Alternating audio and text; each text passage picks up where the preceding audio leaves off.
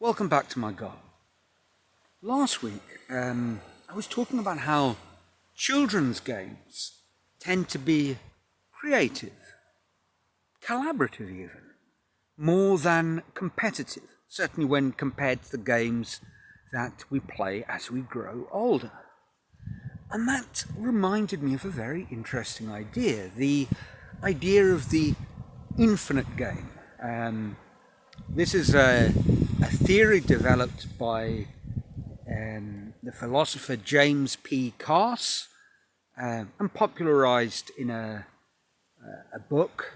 Well, he wrote a book about it, but it's reached kind of more popular psychology cult status through a book about it written by Simon Sinek, the New York Times best-selling author. The idea is quite simple. Some games are essentially zero-sum. Someone wins or someone loses, or perhaps the spoils are shared if it's a draw. But there's a kind of a fixed outcome. There are other games that Carse talks about, infinite games, where the objective is not actually winning. It is simply to continue to play the game for as long as possible. And thinking about that, I've spoken about this in one of my earlier videos, and it seems to me that is very much, dare one say it, the way life is. Life is not a game to be won, but it's a game to be continued as much as and as long as you possibly can. And that's certainly true of the kind of games that children invent in their play, young children invent. The rules are fairly fluid, but really the objective is to just keep everyone involved, keep everyone having fun, and keep on playing. Children are, this may sound a little counterintuitive, but incredibly rational. So, if a game had a very predictable winner, well, quite quickly, and if that was the whole purpose, the children that weren't the winners they'd stop playing. And that is in itself a real problem in terms of talent development, amongst other things. Children start playing a game, and if the objective of the game, as outlined by the adults teaching them, and I'm thinking here more in terms of competitive activities, if the objective is winning, well, if children aren't winning, they're going to lose interest pretty quickly. And so perhaps when we think about play and how we need to kind of build that into our life philosophy as adults, that's what we need to do.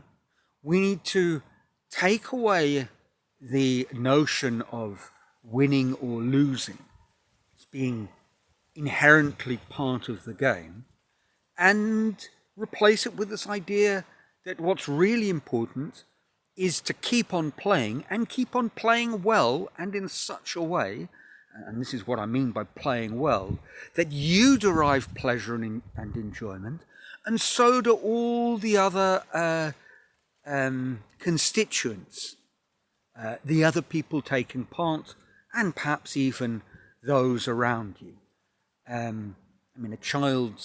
Children playing a game, playing with their friends, one element of it is keeping the parents, the adults, at an arm's length. So a game, children learn this, a game that reduces some members to tears is going to cause problems.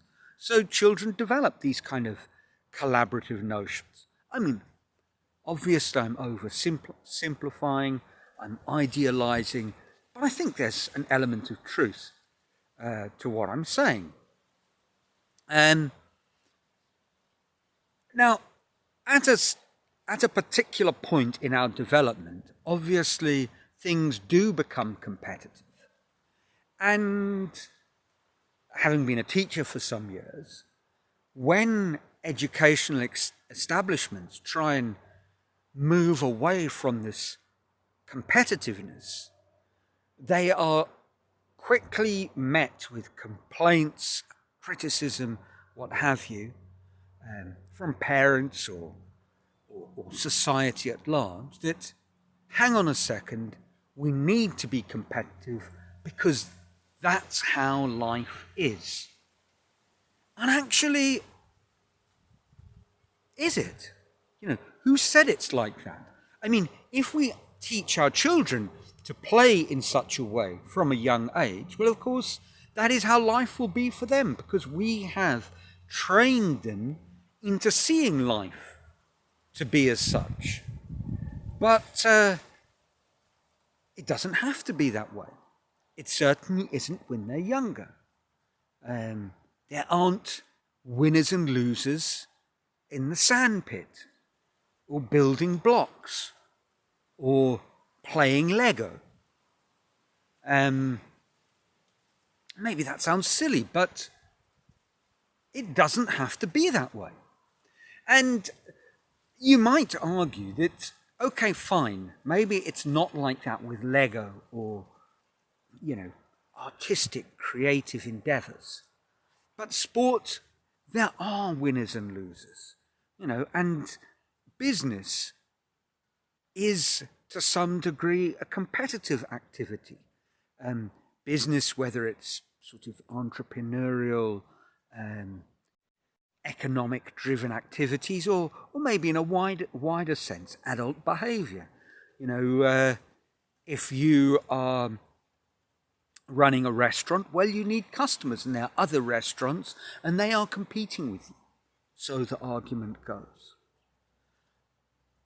But I think it is possible to start thinking about it in a different way, where the objective is for us to play the game as nicely as possible for as long as possible. And, if you're running a restaurant, actually, other people running a restaurant isn't a bad thing. It's a good thing for the community. And for your restaurant. Eventually you develop a restaurant scene, and that in itself becomes a thing. So rather than being competitive, a sort of, on some level, collaboration will generate different sorts of rewards. And even in competitive sports, if we can take away the idea of winning and losing, very much linked to that kind of fixed mindset, where success is the ultimate thing, and rather look at it in, as I'm so often mentioned, the growth mindset. That what it's all about is developing, learning. And if we are doing that collaboratively, well, that's a wonderful thing. And what would happen if sport actually moved in that direction? Yes, there might be competitions. There might be prizes, leagues. But if in a way all the constituents start seeing themselves as participants in a larger whole, then perhaps everyone will benefit on a much more profound level. And I think we're seeing this right now, that this overemphasis on the final prize perhaps comes at the expense of some very important things. You might argue is that this competitiveness, certainly when we're talking about children, is necessary to kind of motivate them to improve. But there are different ways of going about this. I was thinking, as I sort of mulled over what I was going to say in this video, I was thinking of back in the day when we played rugby at school, or in fact our school sports in general, and in South Africa. Rugby was, is a big thing, ultra competitive, and schools rugby very much so. And the pinnacle of schools rugby was the Craven Week, which was the inter-district, inter-provincial championships. But intriguingly in the Craven Week, there wasn't, certainly when I was at school, there wasn't a cup. I never got anywhere near playing in it, but I followed it as an avid follower of whatever appeared in the newspaper, sports-wise. So it wasn't a competition, a knockout competition or something like that with a grand final. Each of the teams played 3 games over a period of 6 days. The third game, the first 2 were fixed, and the third game was decided based on the performance in the earlier games. And you might say already, but Neil, that's competitiveness. But it wasn't necessarily the result. It was just how the teams had been playing. And the sort of organising committee would come up with a running order for all the matches on the final day. So the objective was to play in the prestige game. And in a way, that was very much an infinite sort of game approach, because it was like you were keeping your tournament going as long as possible, even if as long as possible ended up being measured in hours rather than days or months or years.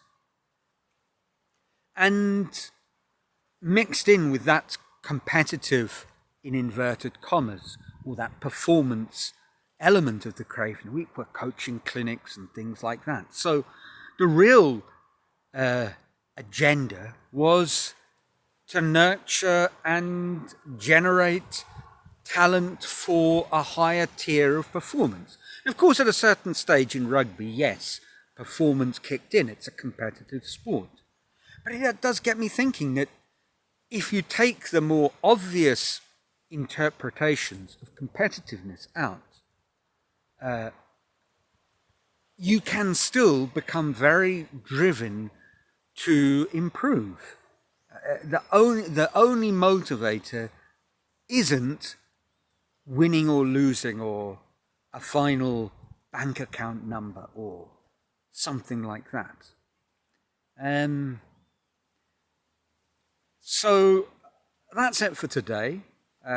Sort of in a nutshell, I think a lesson that we can learn from children and extend into our own game playing is aim for the infinite game. Keep everyone involved as long as possible. Make sure that people are all happy, that it is a win-win.